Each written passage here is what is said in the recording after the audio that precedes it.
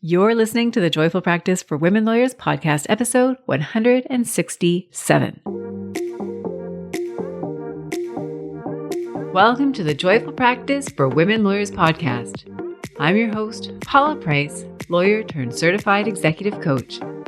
This podcast was created to empower women lawyers just like you to create a life and practice you love. Join me every week for a break from the hustle so we can focus on you, what you truly want, and how you can create it. If you're over the overwhelm, done with putting out fires, and ready to redefine success on your own terms, you're in the right place. Ready for today's episode? Let's dive in.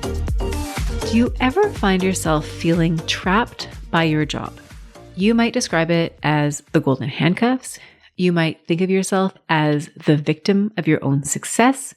Regardless of how you describe it, feeling trapped in your job never feels good.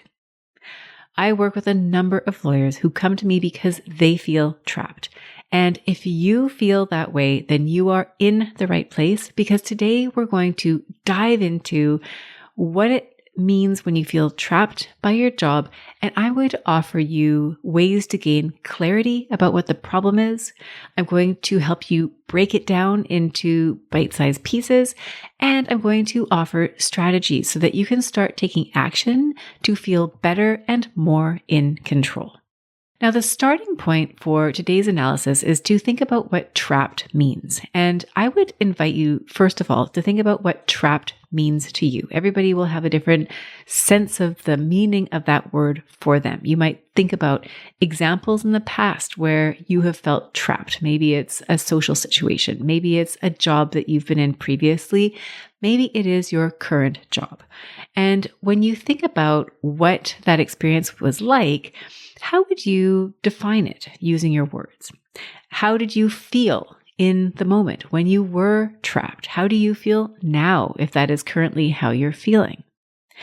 I looked to the Oxford Online Dictionary for a definition of trapped, and here's what I found. There are actually two different ways of looking at it. Now, the first is prevented from escaping from a place.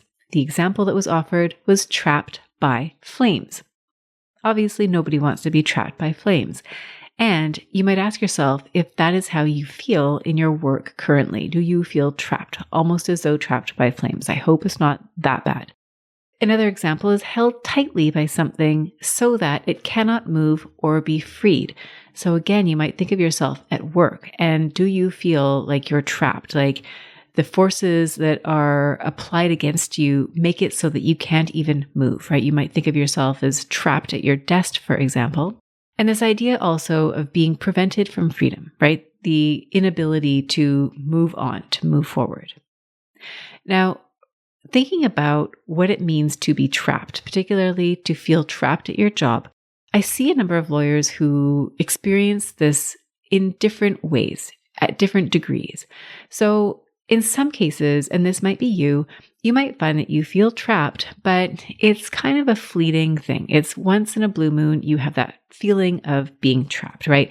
Maybe it's when you work with a particular client, or there's a certain type of file that you have at work that gives you this feeling of being trapped. And that might be at one end of the spectrum. It's periodical.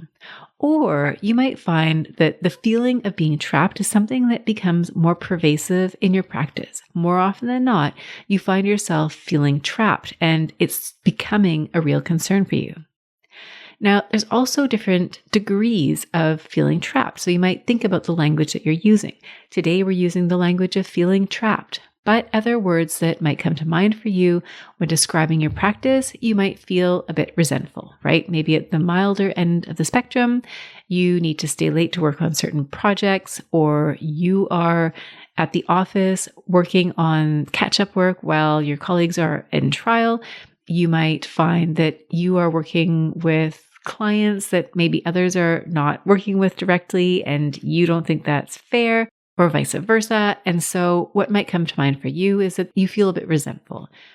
And that can go up in degrees, right? Maybe it's more than resent. Maybe you feel stuck, right? Maybe this is something that's been going on for a while and you're trapped in indecision and you feel stuck where you are. You might feel dread when you go into the office or when you log into work in the morning.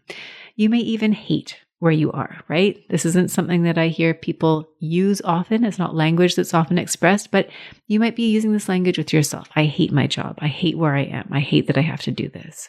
You might also fantasize about plan B, right? If you are in job A and you are fantasizing about another job, another career, another something altogether, you are putting yourself in that position of wanting to escape, right? There is a freedom on the other side of where you are right now. Right now, you feel trapped. And what happens when you feel trapped at work is that it can bleed into other aspects of your life. So what you might notice is that inside and outside of work, you may carry a relatively heavy mood, right? You feel negative. You might find that you feel isolated at work, and maybe you carry that with you when you're outside of the office. You may find yourself retreating from others because of that low mood. You don't necessarily feel like talking with other people. You might find that you're a little bit like a record on repeat. Sorry, I just realized that record is maybe something that's a little bit dated, but you get the idea, right? You're repeating yourself. It's a common thread. You find yourself ruminating, perseverating in a thought loop over the situation that you find yourself in, that you find yourself trapped in. You might find that the people that you normally go to speak with about your problems are losing the ability to sit with you, to hear the same problem time and again. And this is not a reflection on your partner or friends or family members not being supportive. I think this happens when they realize that they are unable to help you out of the loop that you're in. And I've had lawyers who have reached out to me in the past, and they share with me that their partner, spouse, friend, whoever is no longer really able to listen to them talk about a particular issue. This is a really good time to seek out help from a professional, whether it's a coach, whether it's a counselor, somebody who you can go to unpack this problem, to really hash it out. So the reason that you might feel trapped is, there are a number of reasons that can lead to this. I'm going to offer 3 of the common factors that I see with lawyers in my practice. Now, the main reason, or one of the main reasons that I see lawyers feeling trapped, is that their job has simply become too much. Too much stress, right? You might find that the nature of your work is too stressful. You are too wrapped up in your client files. It is taking over your life. You may feel like you physically take on the problems that your clients are bringing to you, and it feels really heavy. Often that is accompanied by the volume of work. You might find that you have a crushing workload. Again, going back to that idea of being the victim of your own success. In a profession where we are traditionally hardworking, and the reward for being hardworking and for doing a good job is more work, you might find that the work continues to pile up and it's not leaving you with much time or energy for anything else. You might also find that the environment that you're in is particularly difficult or even toxic. So you might find that there are clients that you're working with, colleagues even, where the relationships are difficult, they're strained, and you don't enjoy those interactions. And instead of feeling energized and appreciated and like you're moving the dial forward, you might feel the opposite, right? You might feel unappreciated. You might feel like something has gone wrong. You might feel drained by those interactions. And when you combine these things, this feeling of too much can result in you feeling, number one, like you have no time. You have no time to focus on anything but your work. You feel trapped because the free time you do have is, well, you don't have free time. Your time is spent at work, and you have very little time outside of work to live your life, to do things that are not absolutely essential. And you may find that you have very little energy left. So that's one reason why you may feel trapped, is that work has simply become too much.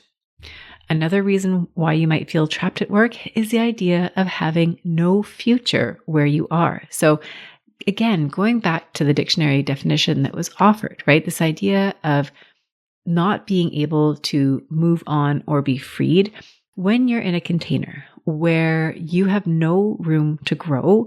That can lead to you feeling trapped. So it could be that the work that you're doing, maybe it's fine, maybe it was fine for the past several years, but what you're finding is that you're no longer engaged with the substantive work that you're doing, and you don't see that there's anywhere for you to grow. And so you see this endless cycle of doing the same thing on repeat for the conceivable future, and that might lead you to feel trapped. You might also look at others in your organization and see that there's nobody there whose life you really want to emulate. And so there's a lack of role models for you, which then feeds into this idea that there is no clear future for you there.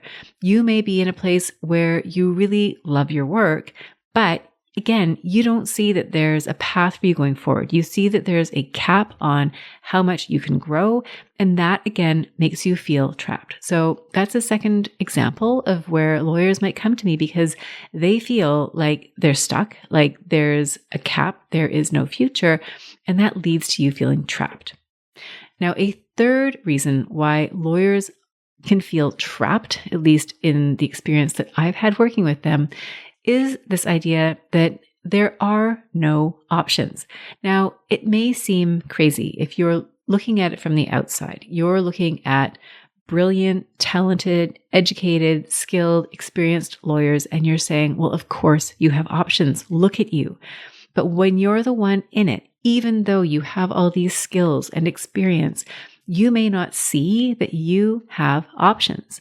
This can be for a number of reasons. If you are in big law, for example, and this is not a criticism of big law, I was in the equivalent for many years. When you're in that environment, it can become really easy to see that as the only option because that is what you know.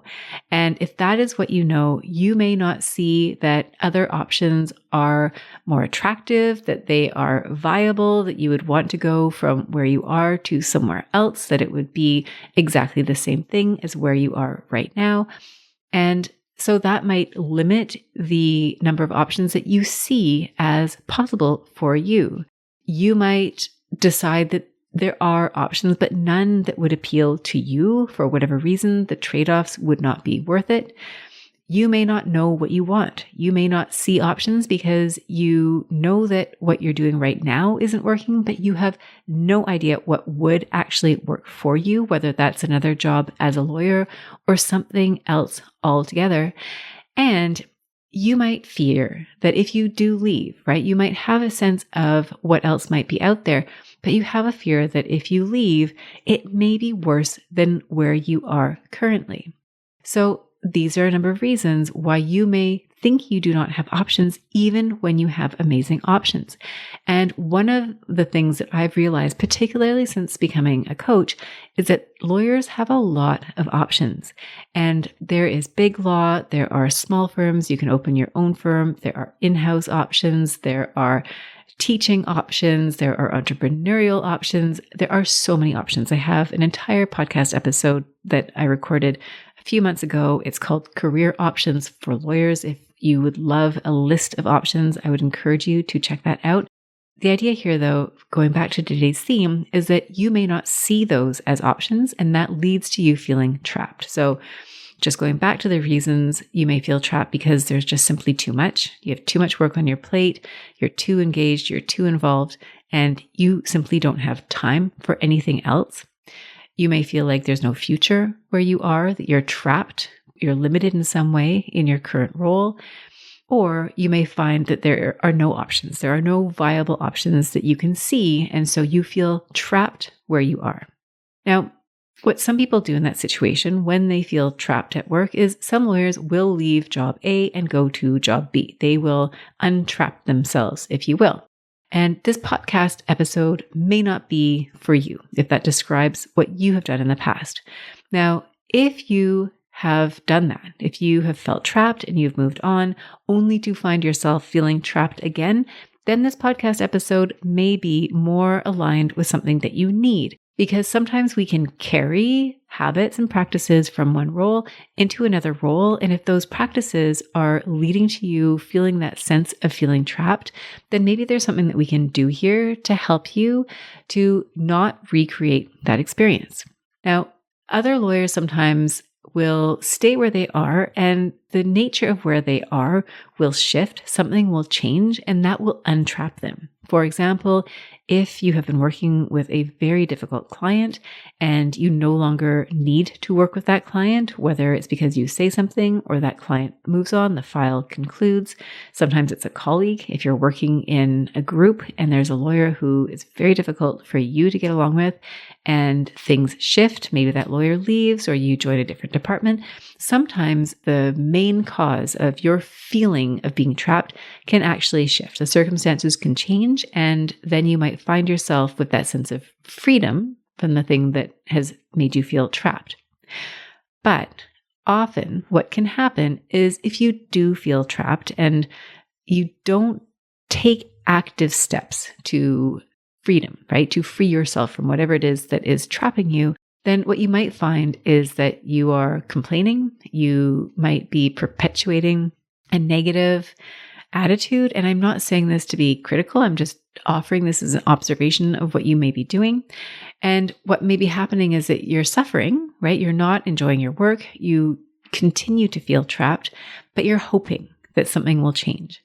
And what can happen here is that it breeds this increased feeling of helplessness. The less action that you take in order to free yourself, it's almost like this idea of learned helplessness. It's like you increasingly feel more trapped as a result of being trapped. And this, of course, does not lead to the results that you want, right? So maybe things change on their own. That's great. But if they don't, then what you might find is that the more you stay where you are, the more you feel trapped, the worse it gets. You might find that it starts to affect your performance. You may find that it affects your confidence levels. This is particularly the case if you have difficult people who you're working with who are offering, maybe they're really critical with their feedback. Maybe they have really high and possibly unrealistic expectations. Maybe the nature of your interactions with them are very tense or unfriendly. And when that starts to happen, sometimes that can chip away at your confidence, which further reinforces this feeling of being trapped. You might find that your relationships at work start to break down and that you find yourself increasingly isolated within your workplace. Again, that increases that feeling of being trapped. And this cycle can continue until somebody has the courage to make a change. And that could be you. That could be you either taking initiative to change things where you are. It might be you taking on a new role. It might be your organization saying this isn't working out and asking you to move on.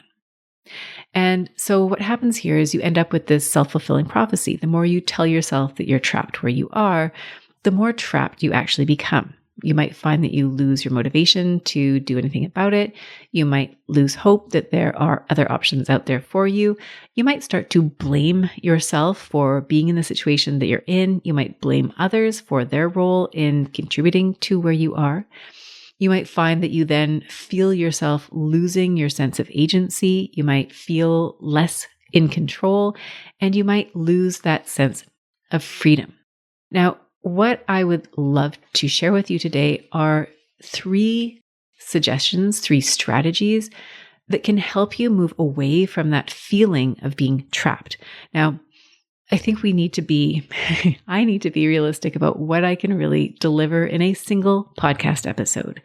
And I hope that what I share with you helps you to make some shifts, to see your situation differently, to take positive action steps that will help you to get away from that feeling of being trapped. And I would love for that to be the outcome for you. That being said, I would encourage you to identify just 1 or 2 things that you can start doing differently, because when you start taking small but deliberate steps, what you'll find is that slowly you're going to start to gain your power back. You're going to start to gain that sense of freedom back. So I mentioned there were 3 different strategies, and we're going to start with strategy number 1. And number 1 is dealing with your expectations and black and white thinking. So what I've noticed is that there are two mindsets that are often at play when you feel trapped or stuck. And they're very common among lawyers. The first of them is this idea of expectations. I heard of a wonderful concept the other day. It's the arrival fallacy. I knew just hearing it, just hearing those words, that it was something I needed to learn more about. I've done a little bit of research. I'm going to do a bit more and possibly do a whole episode on this idea. The arrival fallacy is a term coined by Dr. Tal Ben-Shahar, who has a PhD from Harvard University in organizational behavior. And the arrival fallacy is, in a nutshell, this idea that we believe, right, that when we reach a certain goal, that we're going to feel really good, that it is going to be amazing, perfect, whatever we imagine that arrival to be. And yet, when we finally get there, wherever there might be, what we realize is that it's not everything that we had anticipated, and maybe there are problems with it. And that, for some people, can create a great sense of disappointment, loss, depression. And so what I would invite you to think about here is how the arrival fallacy may be playing out in your life. Now, as lawyers, I think we are high achievers. We are driven by milestones. We are driven by goals.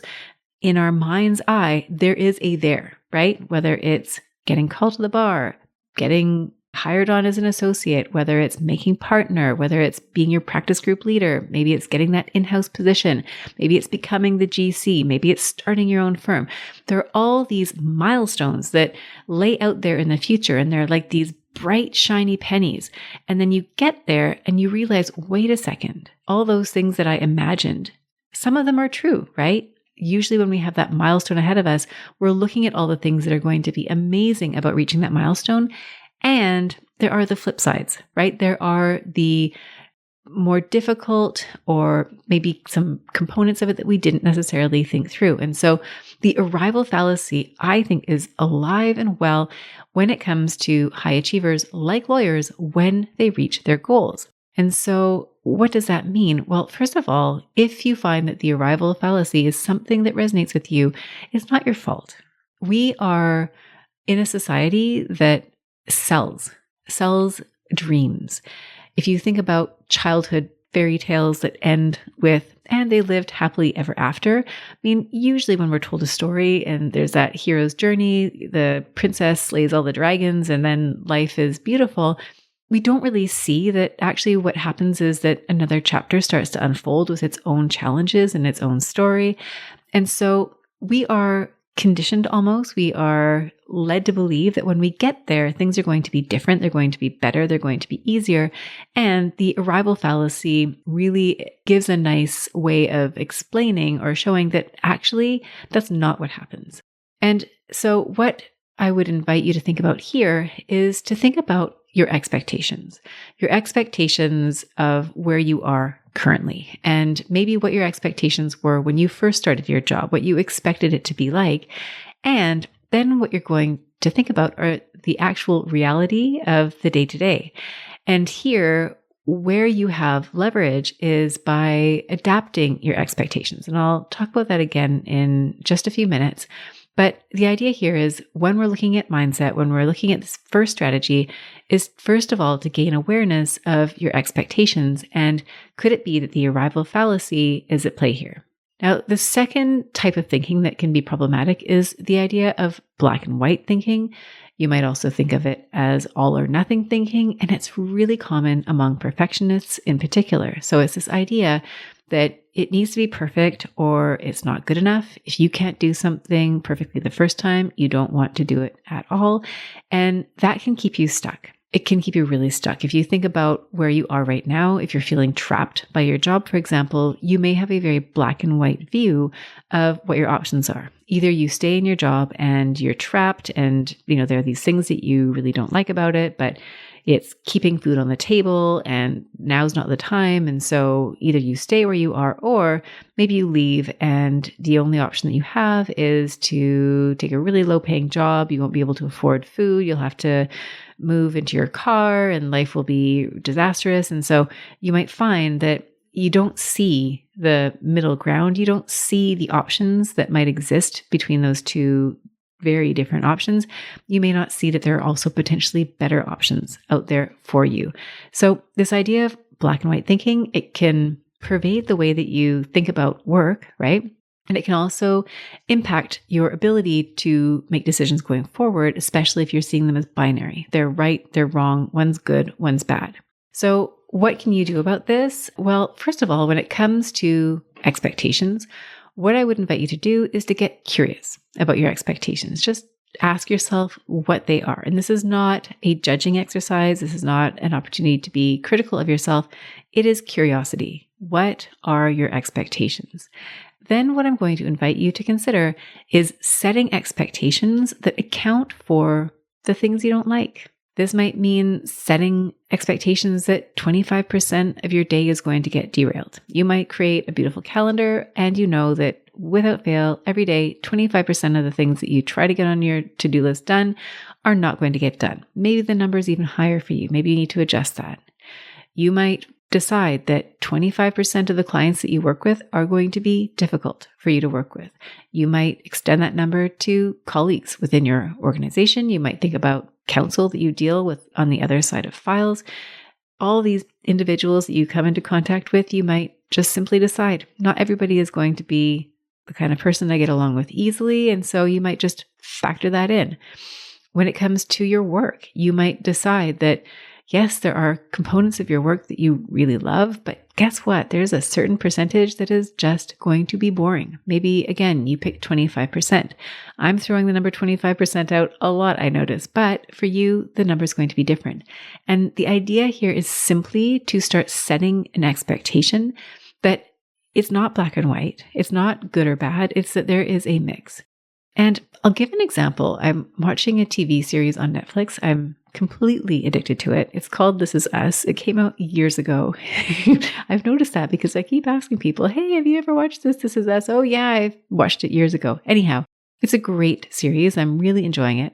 And in yesterday's episode, this family doctor who had a significant role, I don't want to say too much in case you haven't seen it, was asked advice about how you deal with some of the tragedies and the grief that comes along with living your life. And so this doctor offered this lovely explanation. He talked about hospitals and how hospitals are places of complete and utter joy, right? When a newborn is brought into the world and they are healthy, the family is just overwhelmed with joy.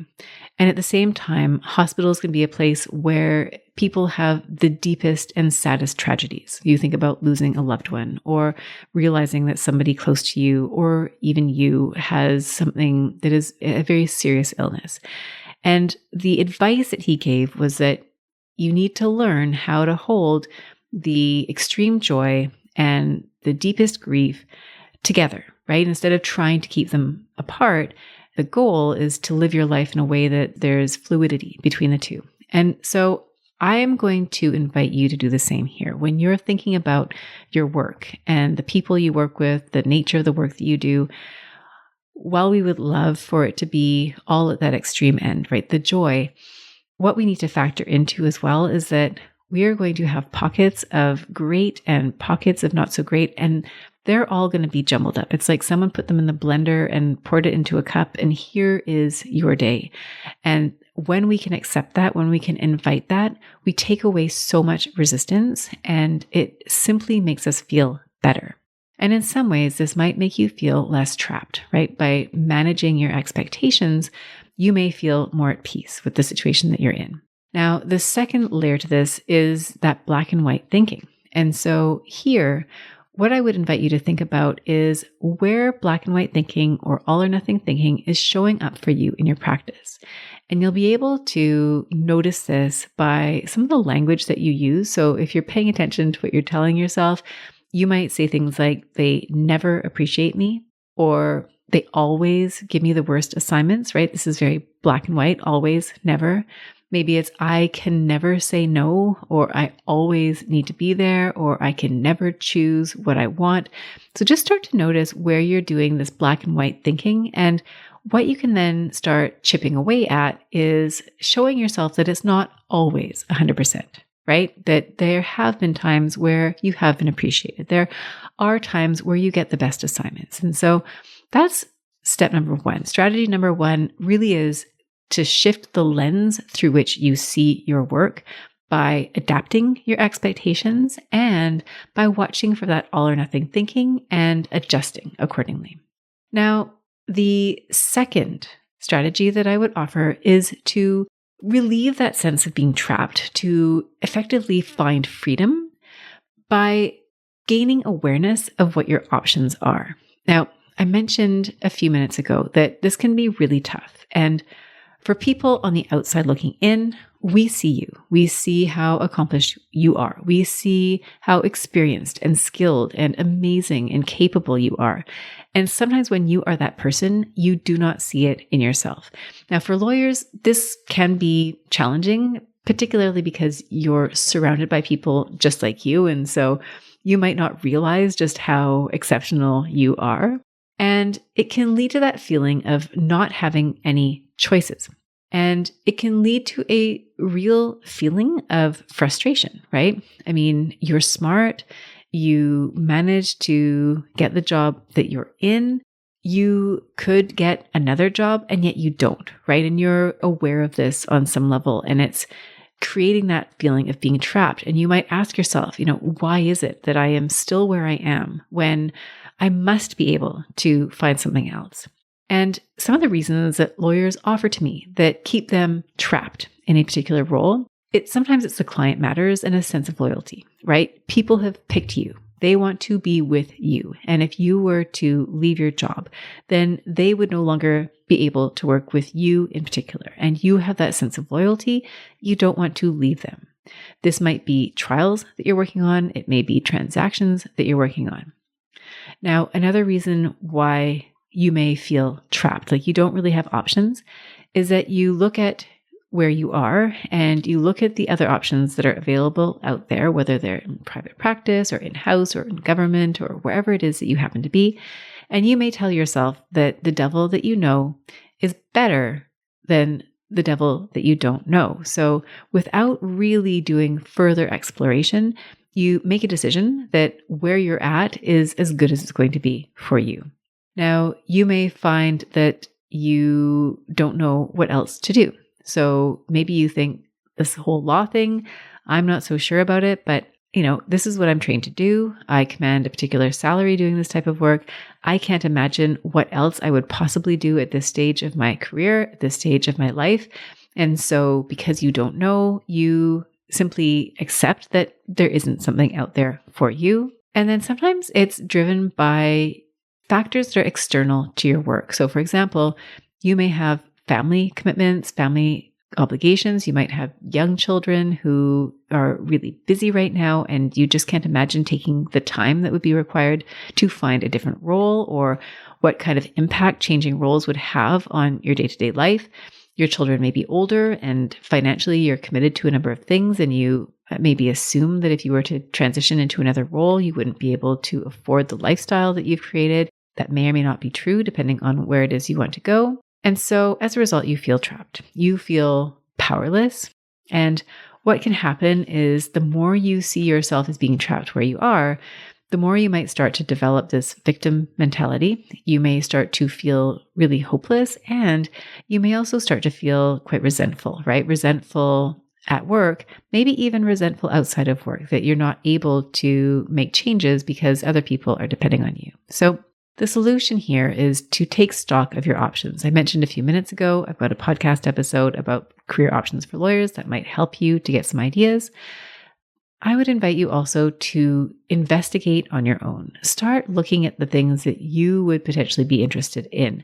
That means looking at job boards and seeing what postings are out there. It means networking and seeing who else is out there. What are other lawyers doing? It might mean going on LinkedIn and looking up some of your former classmates, seeing what they're up to. might mean expanding your network. And so I would invite you to start thinking about what other options are out there, because once you start to see that there are, in fact, other options, once you start to get details about what those options might be, you might start investigating different roles. You'll see what compensation looks like, what the job descriptions look like, who's doing what options might be available to you. For example, if you're in a large firm and you're thinking about going out on your own, you might get some information about what that would involve, what that could potentially look like.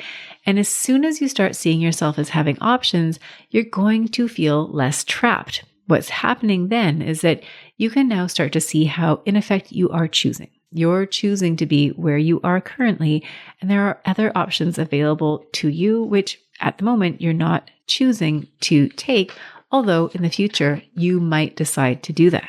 So that is step 2. Step 3 is I would invite you to reclaim control of your practice. So when you feel trapped, chances are you feel very much like things are happening to you. And one of the areas that I do a lot of coaching on is time management. And it doesn't always come up in the sense of a lawyer who feels like they need to get control of their practice. Sometimes the time management component is actually a subset of something else, right? It's wanting to engage in more business development and realizing that you haven't set your calendar up in such a way that allows for that. Or you want to take on more of a leadership role and you see that the way that you're working right now, what you have on your plate, the nature of the work isn't aligned with your leadership goals. You're going to have to shift that around. And so how do we take where you are right now? How do we audit your time and see where you're spending it and come up with a new plan for how you want to spend your time? These are all ways in which time management is reflected, right? To me, time management really is at the heart of what you're doing because it's a reflection of how you're spending one of your most precious resources, right? Your time. So here, if you're feeling trapped, what I would invite you to do is to do an analysis of how you are spending your time and to start incorporating practices that help you feel more in control of your practice. Now, I've done a number of podcast episodes on the topic of time management. I have a download, which I will link to in the show notes, called, I think it's the Roadmap for Lawyers and Time Management. I'm getting the name completely wrong, but anyhow, it addresses why time management is different for lawyers and what you can do about it. And there are 27 episodes, and I've put them into categories. I've summarized them so that it's easier to navigate. I get it. 27 episodes might feel like a lot to navigate, but once you look at the outline, I think you'll find that you can situate yourself pretty easily in terms of where you want to go next. And the idea here is to simply start designing the way that you spend your time with more intentionality. When you do that, you're going to stop feeling so reactive in your practice and you're going to feel more in control. This is what lawyers tell me that they want. You want to feel more in control of your practice. So when you start to do that, you are going to feel less trapped because there are now things you're doing every single day that are putting you back in the driver's seat. Now, I think that time management is really challenging for lawyers for a number of reasons. Number one is cultural. There's this badge of honor almost that being busy is a sign of being successful, of being in demand. So it can be hard not to want to be busy. I think we want to please others, help others. We want to take on work. We want to say yes. We want to be helpful. There can be challenges that speak directly to the nature of your practice. Some practices require this really quick turnaround. You might also find that black and white thinking is impacting your ability to manage your practice. So if you've got a perfectionistic mindset, that can sometimes lead to procrastination. You might find that it's harder for you to get started on assignments because if you can't do it perfectly, then you may avoid doing it at all. You might find if you don't have the perfect working conditions, then you won't get started. If you don't have the research done perfectly, you can't start on the draft. You might also find that it's causing you to overwork, right? You might have a product that's good enough, but then you find yourself writing and rewriting the same thing over and over. So there are a number of ways how black and white thinking can get you into trouble. You might also find that you're not asserting your boundaries, right? So if you're feeling trapped, then you may feel like you have no choice, right? That things are kind of handed to you top down and you don't have a voice here. And that might mean that you're not asserting boundaries where you could be asserting boundaries. You may then find that you have no time to do the things that you want. You have no time to explore your options. So once you start integrating some time management practices that help you gain more control, that help you carve out time for the things that you want to do, that help you set some boundaries, that help you prioritize looking at what your options might be, you're going to incrementally start to feel more powerful. You're going to start to feel more like you have a choice, that you are the agent here. And all of that is going to counter that feeling of being trapped. So in summary, those 3 strategies that I'm offering to you today, number 1 is to take a closer look at your thinking. So managing your expectations and planning that part of what's going to happen in your day to day is going to be things that are not ideal, right? The difficult clients, the surprise files that throw off your schedule, whatever it happens to be. Number 2 is you're going to explore your options. We're going to start identifying, even if we're just identifying 1 or 2 at the beginning, we want to show you that you have options, that you are not trapped, because there are a number of different things that you could be doing. And then the 3rd strategy is we're going to start getting control over your calendar, because that is one of the ways in which you can start to reclaim your freedom, reclaim your sense of agency and power. Now, the reason this is going to work is that once you identify these discrete problems, you can start to identify the solutions. And whether or not you decide to stay where you are, or if you decide to leave, you are going to feel more in control, and you're going to see where you have influence over the outcomes. Now, I wanted to mention a concept here that I share with clients that I work with, and I call them parallel tracks. And the idea here is that when you're in a role, and maybe you feel trapped, maybe it's really extreme, or maybe you're just uncertain as to whether or not you want to stay there long term, I would like to offer that you've got parallel tracks that you can be riding, right? You don't have to make a decision right away. And there are going to be a number of things that you can do that will serve you, whether or not you choose to stay where you are or whether you choose to leave. And I should add, it's not just serving you, it's serving you and your current organization, as well as any organization that you choose to join. This means developing skills. For example, if you're engaged in business development, you are helping to raise your profile, and you're also providing useful materials for the organization that you're in currently. If you're developing your skills as a lawyer, your advocacy skills, your drafting skills, whatever skills it is that you are looking to develop, you're helping your current employer, and you're creating opportunities that will help you in the future and your future employer. There are a number of examples that you will be able to think of that would qualify for this parallel track. So while you're in that zone of indecision, perhaps, I would invite you to think about all the different things that you can be doing in your current role that will help set you up for success in the future. Other examples, boundaries, right? If you need to learn how to have difficult conversations, that's going to help you where you are now and anywhere you go in the future. Same for delegating, leading a team, all the soft skills that will help you and support you as you move forward. Now, the other reason why this will work is that you will start to feel better. You will feel less frustrated when you have managed your expectations, when you're aware of your black and white thinking. You will feel less frustrated, more accepting, you'll feel more in control, and you'll have a greater sense of freedom. Now, what you'll need to do, there are a few skills that you'll need to exercise. Number 1 is you're going to need to be willing to do things differently. If you are feeling trapped right now, my guess is that you're in this uncomfortable but comfortable place where you know what to expect, right? It's a familiar discomfort. And so you're going to need to move into a different type of discomfort and more unfamiliar place of discomfort in order to move forward. You're going to need to be willing to tell yourself the truth. So if you feel trapped, you might need to be having an honest conversation with yourself about what really is going on. Are you really trapped? Where do you have agency? What do you really want, right? Maybe where you're at right now is completely out of alignment and you don't want to admit that to yourself because you don't want to think that you actually have to do something about it. And that's okay. The first step here is we just want you to be having those honest conversations with yourself. You may also need to be willing to stop judging yourself.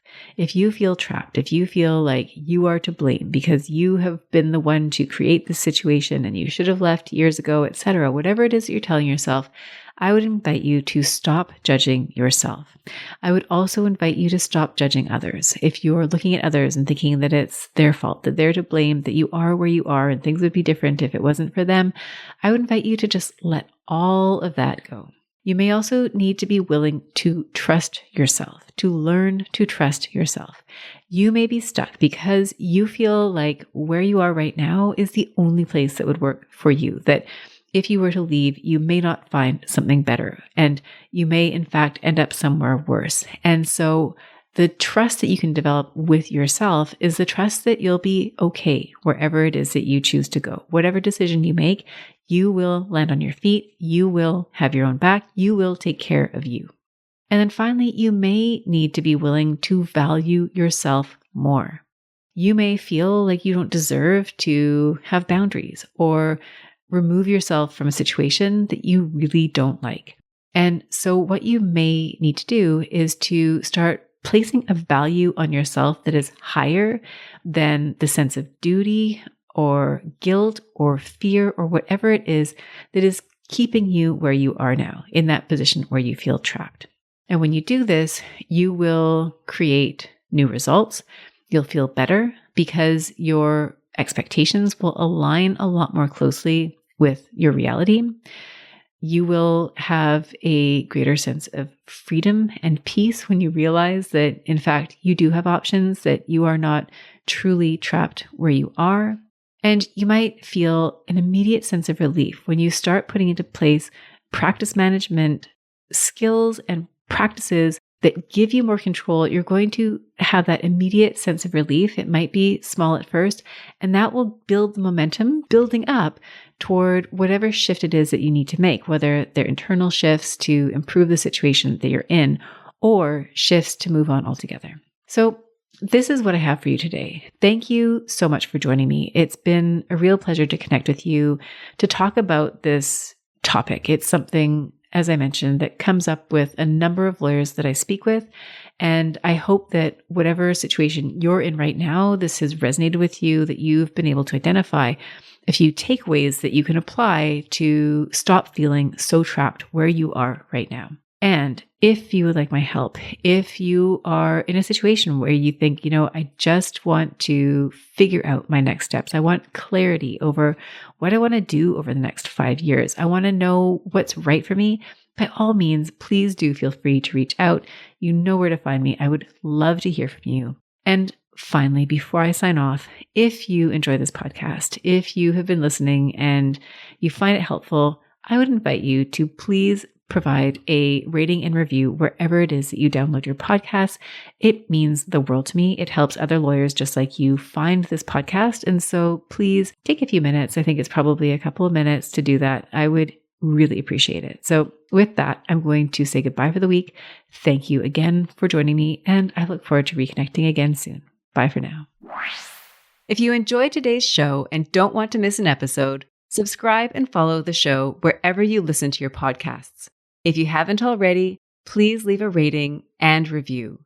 Your feedback will help me create a podcast that's tailored to your needs and goes straight to the heart of what matters to you.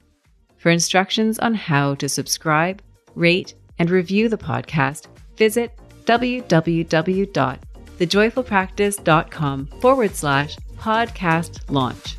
See you next time. Thank you for listening to this episode of the Joyful Practice for Women Lawyers podcast. If you want more information, visit www.thejoyfulpractice.com. See you next week.